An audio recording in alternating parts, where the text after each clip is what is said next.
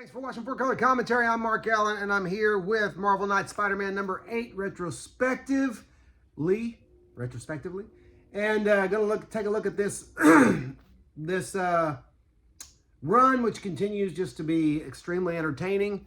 Run by Mark Miller and Frank Cho in this issue. Frank Cho once again stands in as artist for Terry Dodson. And one of the things I've enjoyed about this is, by the way, this is the last installment of the second 4-issue arc in this creative team's run. So issue number 8, part 4 of Venomous. And as I told you last issue, the Venom symbiote had been auctioned off to a mobster's son, a wimpy little, wormy little mobster's son named Angelo Fortunato. There will be spoilers ahead, just so you know. I'm not going to pull any punches because this was quite an issue. So we start off, of course, with, and this is something I think comics should do, you know, all the time these days. If they're going to, when they're not doing done-in-ones, they should do this. First page, recap of what has happened before, okay? That's something that this creative team did for every issue after issue number 1. And then opening splash page with creators credits, and you got this great splash page of Pete putting the new Venom through a brick wall in the high school. So you gotta love it. So the battle ensues, and it carries on for several pages as this gangland mobster's punk kid enjoys the power of Venom. First power he's had ever in his life, and it's got to be truly wondrous for someone who was a weakling. So there you go, and he's going at it with Spidey. Spidey's giving as good as he gets, and I like the new look when they kind of redid Venom, and at this point for this character.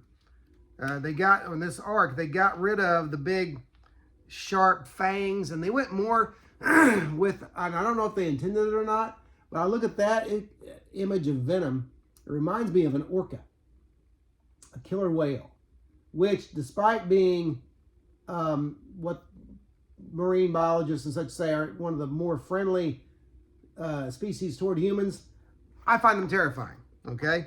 And so I think of an orca when I see this particular Venom. But in the course of something happens in the course of the battle, besides Spider-Man rescuing a puppy and rescuing a couple of civilians in the battle. And there's a good one of Spider-Man rescuing that puppy, okay, from the explosion. And so, but then, as I'd mentioned before, a couple issues back, there were people dressing up as Spider-Man and unmasked. One that came into Jonah Jameson's office and unmasked, said, "Yep, I'm Spider-Man. Here I am. Where's my $5 million?" So there's people going after that reward, that $5 million. And unfortunately, there's a scene during the battle where Venom loses track of Spider-Man for a few moments. He comes around the corner, finds quote-unquote Spider-Man standing on the sidewalk. And unfortunately for that particular Spider-Man, Chuck, Venom drives his fist, his claw, through the back and through the chest of this poor schmuck. A Chuck for the schmuck, all right? And realizes that it's not, Spider-Man realizes that it's what's happened, and, well, there's the guy. I like the little effect there. I know this seems ghastly, but little things mean a lot. The blood coming through the mask. There's so much blood that it comes through the mask. And just the whole composition and storytelling. Cho did a great job on this issue. Then the real Spidey catches up with him, realizing what he's done. And he, of course, loses it. And that is the beginning of this particular Venom's downfall. And so, great battle issue, by the way. Very cool stuff here. And so the symbiote leaves Fortunato, tells him, "You just don't have enough Venom for this union." to last. And so, and then Fortunato falls to his death. Now, Pete does something interesting here toward the end. And I don't know what happens with this as it moves on. But Jameson is pushing for the identity of Spider-Man. He's putting pressure on Pete to find out and others to find out. And so Pete just wants to see this end.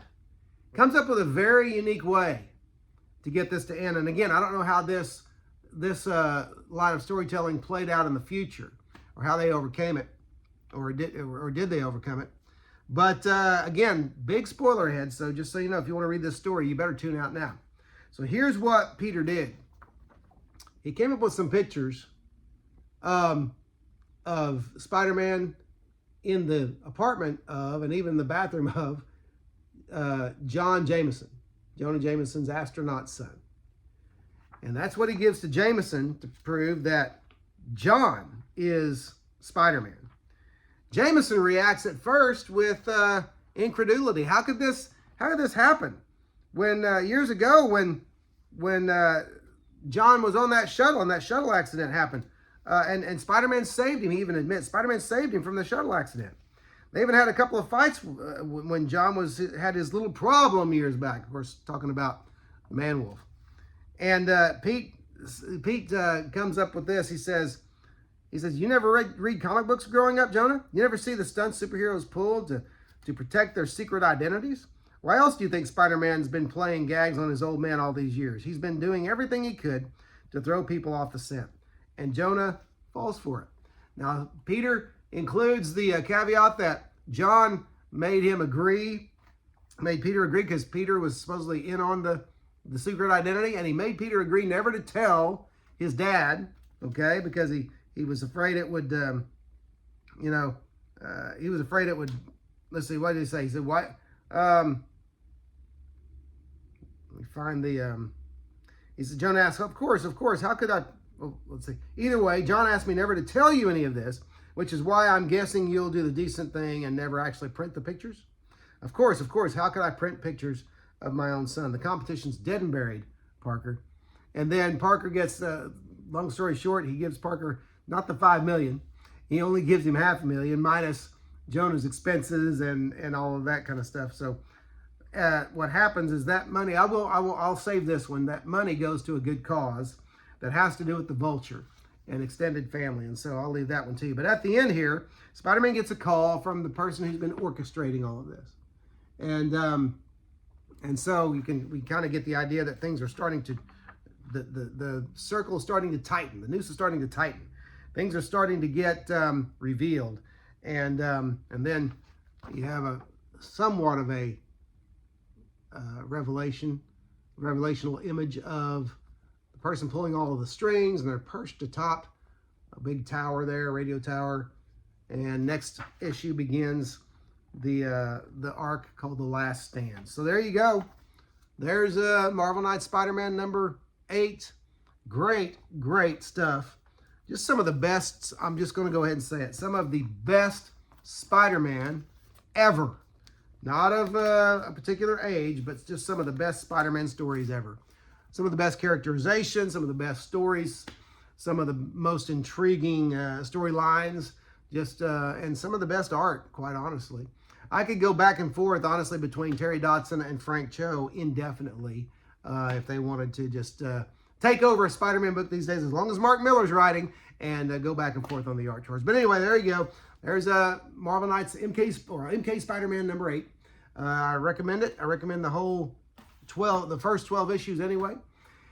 And hey, listen, if you haven't, don't forget to like, comment, and subscribe, especially comment.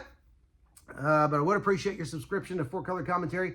Otherwise, I want to thank you for watching 4-Color Commentary, and we'll see you next video.